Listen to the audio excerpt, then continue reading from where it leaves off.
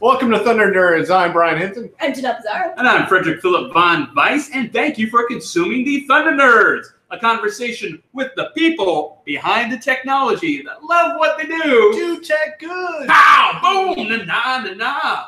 Welcome, everybody. Na-na-na. Na-na-na-na. Yeah. A little bit of Master P, that na-na-na-na. No Minnesota. Should have told you.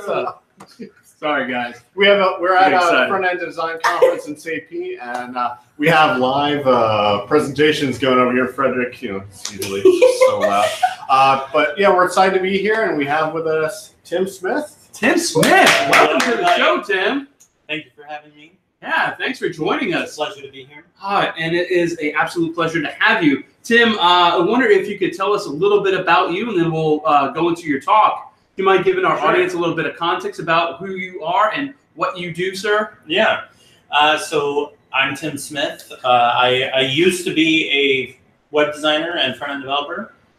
These days I don't get paid to do that anymore. I work as a podcast producer full-time, and I'm here to give a talk on front-end development because I still like to do that.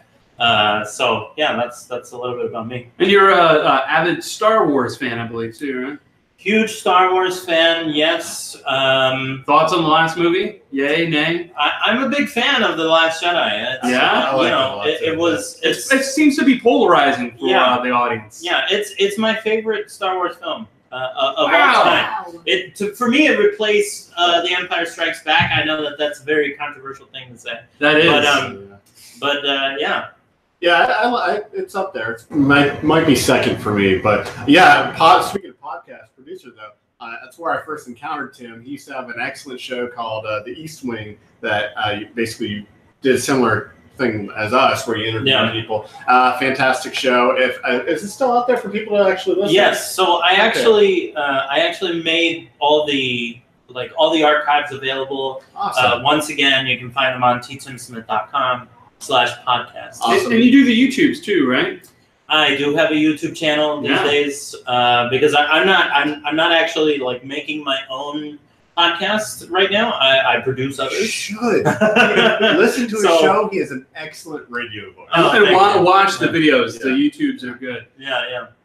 Thank you. Yeah, absolutely appreciate it. So today you're going to be talking about CSS Grid, right? It's actually tomorrow.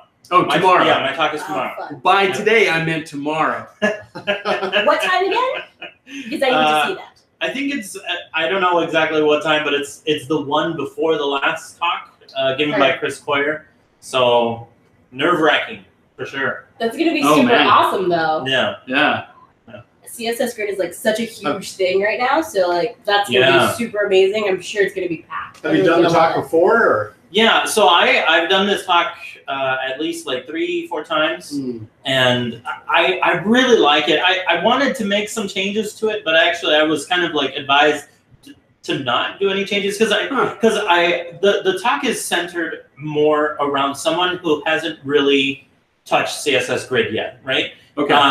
And what I wanted to do was kind of make it a little bit more advanced, but what I was told is like, no, people are still getting the hang of this. Maybe you should keep it on the beginner level, which is fine because I really enjoy kind of opening people's mind to this new CSS spec, right? Yeah. And that's what I've really loved about giving this talk is I feel like it's resonated a lot with people who have been using floats, have been using Flexbox for their layouts, and then suddenly realize, wow, this is amazing. Like this is what I wanted to do, and make it so easy. And that's the thing. I mean, the nice thing about CSS Grid is that it does make a lot of things very easy. It makes a lot of things. You have to write a lot less code to do what you want to do, and that's amazing. That's what we've been wanting. A layout system that works well, that is easy to use. And understand. And easy to understand, because that's the thing. Like with any new thing, there's always going to be a little bit of a learning curve. There's always going to be like a little nervousness around, how do I use it? Where should I use it? Right?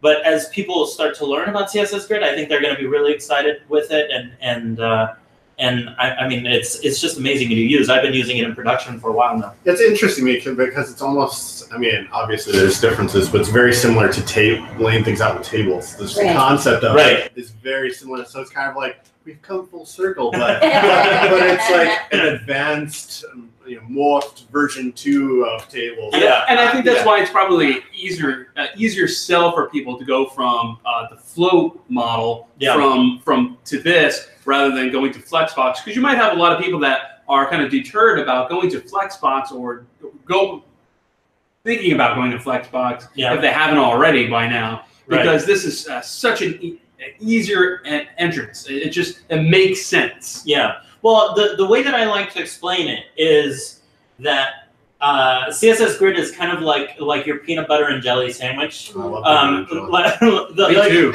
I'm a big peanut butter and jelly fan.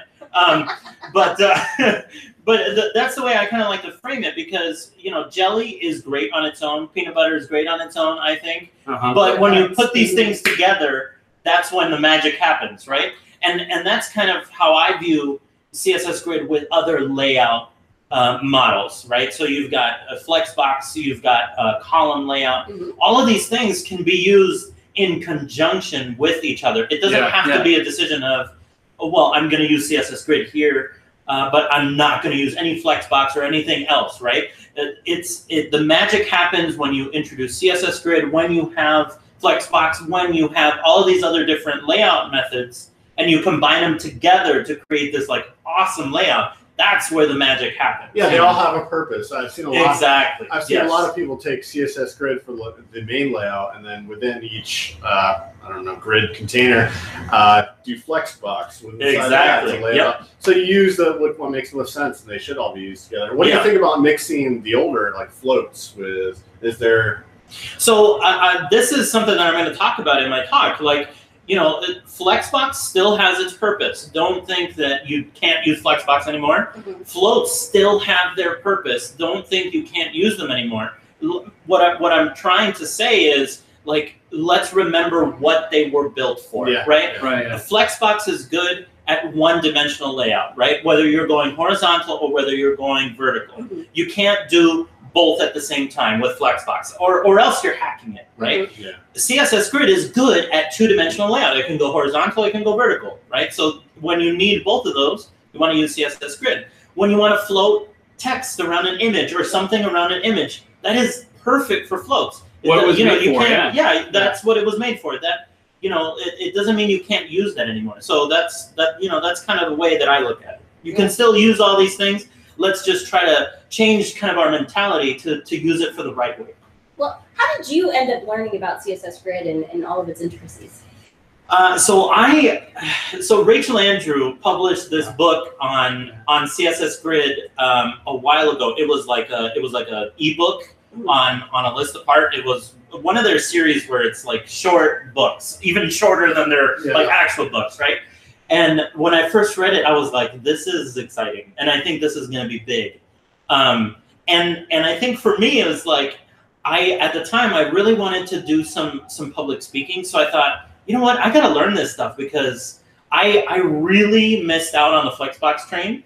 I was the person that I was like, no, I'm not going to use this. I don't know how to use this. Sticking with tables. I'm sticking with my floats, And I said, I just can't do that with Grid. It's not right for my career, but it's not right for the web as in general. So I dedicated a weekend to reading throughout all of the CSS Grid documentation. Wow. And I don't know if you've read a spec on the W3C before, but it is highly entertaining content. You will not almost fall asleep. So Saturday night, a glass of wine. Oh, it is amazing. Take your feet up. This is good. Yes. Hopefully in front of a fireplace or something like that. Damn, that's romantic. So polar bear rug. Polar bear rug. Oh. Yeah. So faux polar bear rug. Yeah. Right, not real, obviously. So reading the W3C spec was not all that fun, but it explains. Yes, it is very educational, and I always tell people, when I give this talk, if you want to find out more information about this, you know, you can consult with this person, you can consult with this person. I always give credit to Rachel Andrew and Rachel Simmons because I feel, Jen Simmons and Rachel Andrew, because they really have pioneered these topics. Yeah. So I always say, like, people, you should check them out, but also I always tell people, read the spec. If there is something that you don't understand about CSS, it's all there. Read the spec because it's boring, but it is going to completely inform you as to the big picture of something. And the intricacies, the small little weird ways things work. The SVG one is really interesting. Yeah. The amount of detail. You learn a lot about why something doesn't work a certain way. A lot more than you would just, you know, like MDN. Yeah. Yeah. Well, and I feel like MDN is also a really great resource. And they also give examples, which I think is very important. But the spec also has examples of how to use this, you know, where sometimes things break. So it's very educational. That's awesome. Yeah. So do you do any kind of tutorial videos out there to learn it? Anything like something like Wes Boss has out? What is it? He has that CSS Grid website. Yeah.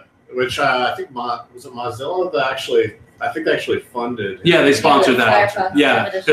Which is pretty awesome. And they have amazing tools for that. Yeah, Firefox is really good at seeing how the grid lays out. I don't have any tutorial videos, but I definitely recommend the ones from Wes Boss. I definitely recommend the ones that Rachel Andrew has done. I think it's called CSS or gridbyexample.com.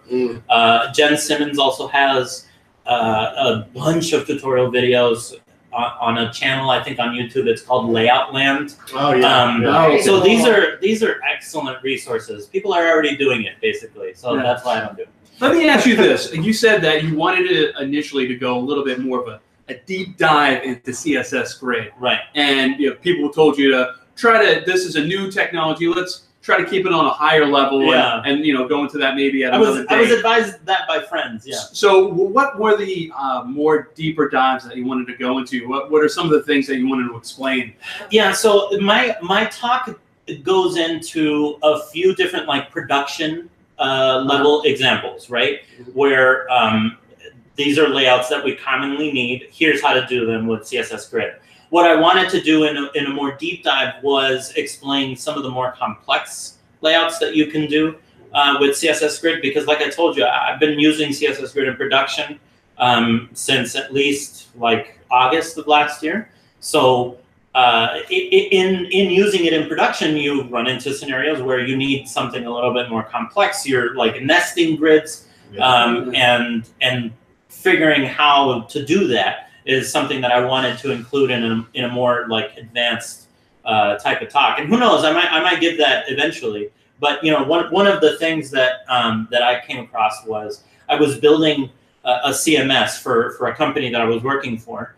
And in a CMS, like we needed a main grid to separate like a main content from the sidebar, but then you need subgrids inside of that to separate how fields work and things like that, which to me worked perfectly with Grid. And an example like that, I think, would be really good in a more advanced talk. I would love to see that. Next year you have your test. I know. Yeah, that's the thing, man. I mean, these things, like, I seriously, I have to like sit down and say, okay, how long does this talk need to be, right? And then it's 45 minutes, and it takes so long to write these things. People don't realize the amount of work. Like the 30-minute talk takes like months possibly. Yes. But yeah, so really awesome to have you. Great to talk with you today. Yeah, thanks so much. Good luck in your presentation. Thank you. I'm gonna need it. You know, I don't think you're gonna need it. I think you're gonna do just fine. Super excited and rooting for you. Dude, it'll be awesome. Yeah. Thank you. So come down tomorrow. At what time are you speaking at? It's the talk right before the last one. I don't know what time that is. Just get here. I'm so sorry. 10 in the morning. You should be here right now. Why are you here? All right, thanks, guys, and thank you. Yeah. Thank you. Appreciate it. Thank you for having me. Thank you. Thank you. Awesome. See you in a little bit. Toodles.